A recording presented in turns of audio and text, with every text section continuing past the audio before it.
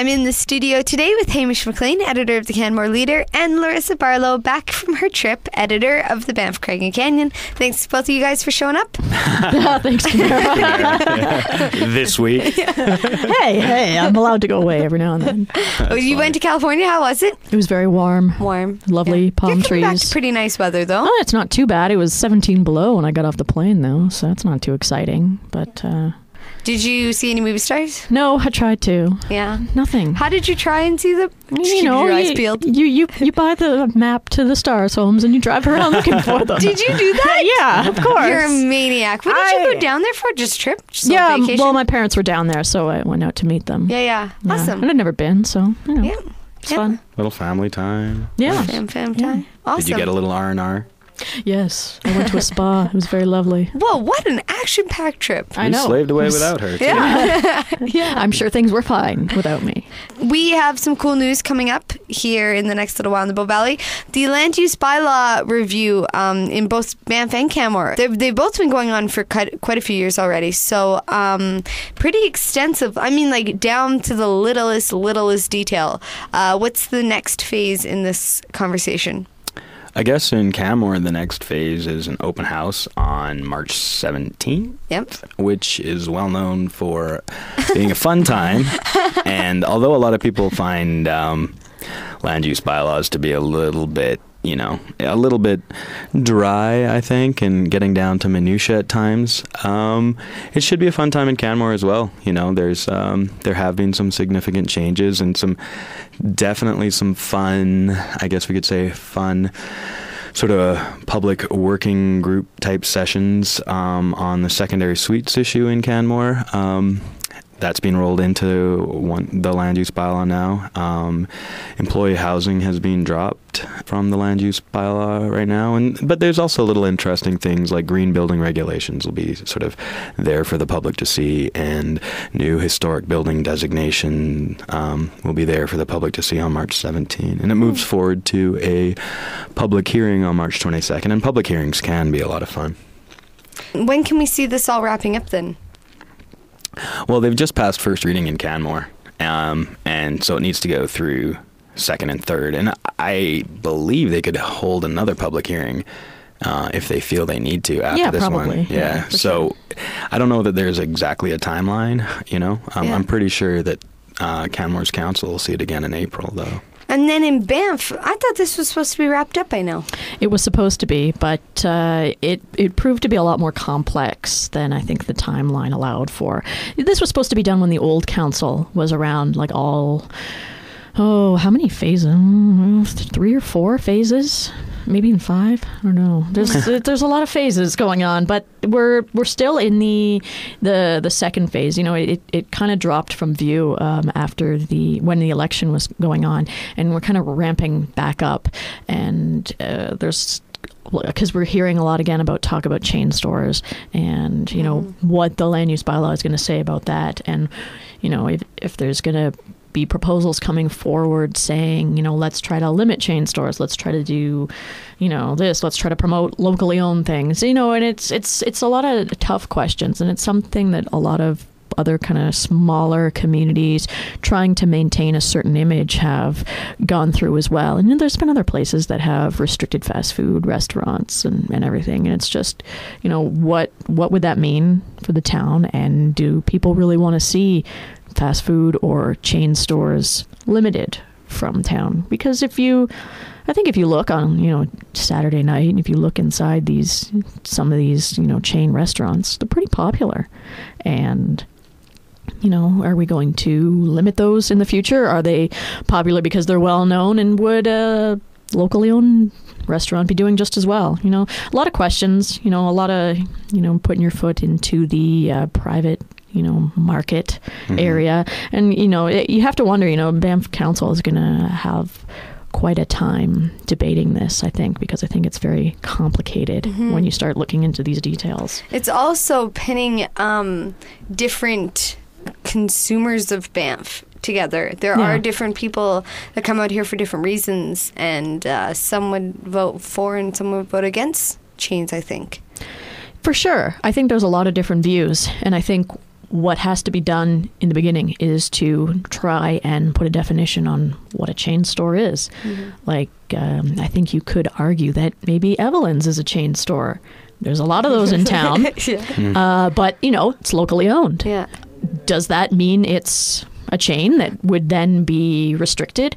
Or does it mean that because it's locally owned, that's allowed? There's a lot of, places along Banff Ave owned by one or two people, but, there's maybe 4 or 5 of them.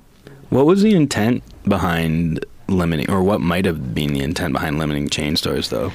It all stemmed from a survey that Banff Lake Louise Tourism conducted, that they got a certain number of results that said visitors thought that Banff lacked an authentic mountain community environment. And I know that's been thrown out a lot. And the numbers weren't that extensive. Like, it wasn't half the people that came to town. Right. It was a small number, but wanting to improve, the town used those answers and tried to come up with a way to, what can we do to, make it more authentic? Well, maybe that means more unique, but if locally owned things. Right, if you have too many logos that you recognize from home, it doesn't feel like you've gone somewhere different. Yeah, and maybe that's what, authenticity means. And so they came out with this proposal, a long time ago. It's been quite a while now, and, they're still working on it to come up with something, because it's going to be a huge issue that will impact the town for the next 10 years, as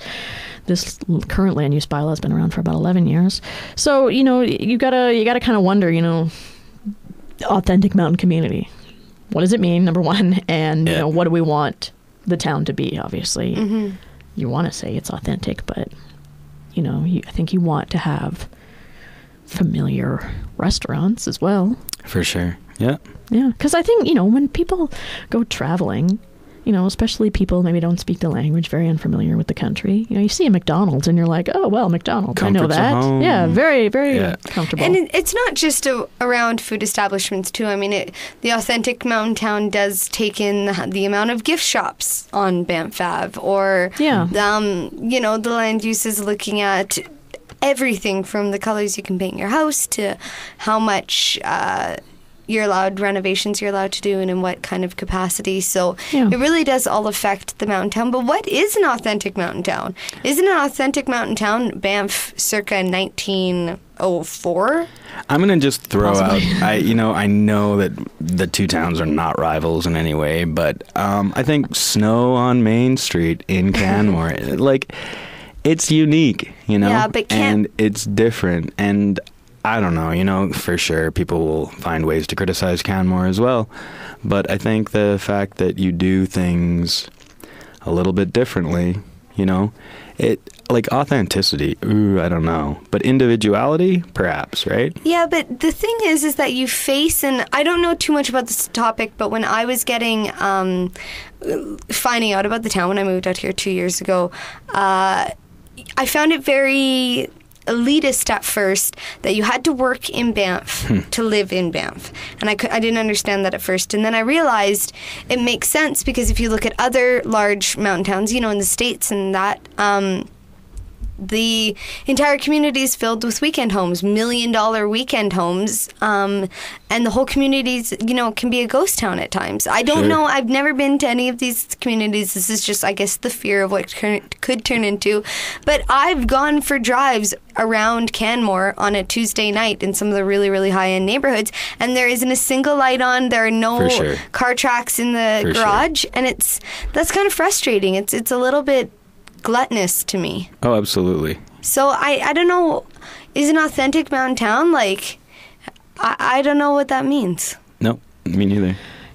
It's such a difficult thing to answer, too, because everybody has a different view of what they imagine authentic is. Like you said, Banff circa 1903 or something. You want the horse and buggy going down the street, and I don't know, the cowboy outfitter. Yeah, maybe that is what some people envision and want. But I think if you look at Banff compared to other towns, I think specifically what the land use bylaw has done is it's made it look the way it is. There's Rundle stone on all these buildings because that's required by the town. There's no, large skyscrapers or, stucco houses that you would see in like the Southwest. You've got a certain image that's being portrayed, which is hopefully giving that authentic feel. But, people do live here. Yeah. That's authentic.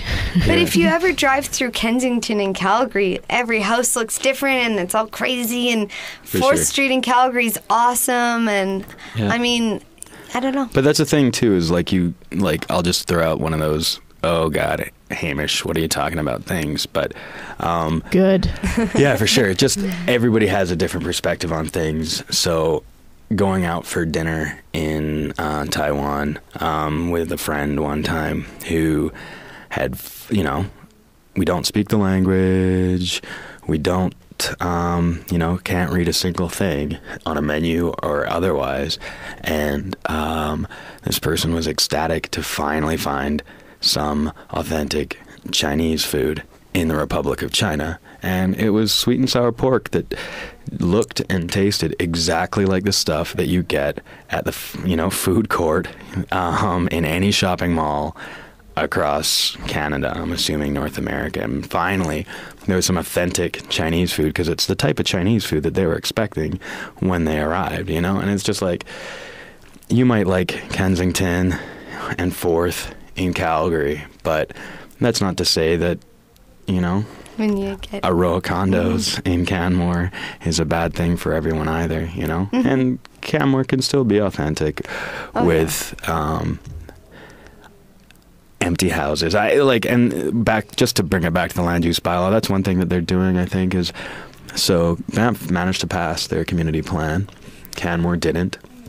And one thing that happened in that plan for Canmore that was maybe going to happen was a restriction of sorts on house sizes. And now what they're doing instead in the land use bylaws, they're making, for these green building standards, they've got different sort of energy efficiencies, and you have to be, the larger your house gets, the more efficient it has to be. It's still inefficient to have a large home. It's even more inefficient to have a large empty home.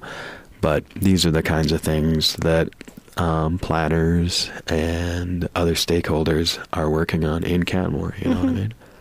I mean, yeah. It's just making what's good out here better, too.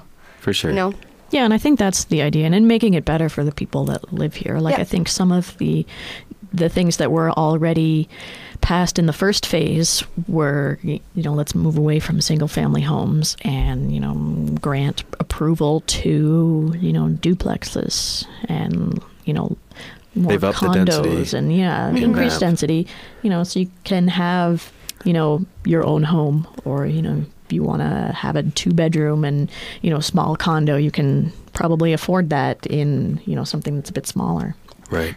Yeah. Well, and we're running out of time, but I also just wanted to throw a curveball at you guys. No. You can decline. Swing You and a might miss? not know. You might not know anything, but Wild Bill's and the hotel are both for sale, or we were having a conversation about this on the weekend. What is the status? Do you guys know? Yeah, I know the status. Wild Bill's has been sold to, or has been transferred to, Caribou Properties, which will be continuing to run it under the Wild Bill's name. So it's still going to be Wild Bill's. It's just going to be run by Caribou Properties. It owns a bunch of hotels and restaurants in town. So it's still going to be called Wild Bill's. I don't know how much they're going to change. Don't really know 100% of the details, but we're going to have all of them, hopefully, in next week's paper. All right. And the Canmore Hotel, I'm just going to do one of these backing into the story things that you guys love so much. The minor statue was a big issue for the Canmore leader for a long time. It's owned by the Canmore Museum. The funds were raised by local families. It sits on private property. They wanted to make sure it was secure. Talking to hotel management, they said, look, the owners are refinancing. It's listed. I saw the listing.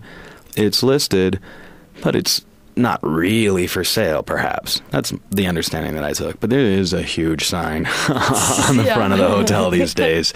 And that says for sale. Right. And so perhaps those calls to move the minor statue sooner rather than later were prescient. I don't know what's going on, though. All right. Well, thanks, guys, as always, for coming in, and we will talk again next week. Thank you. Well, thanks, Camara.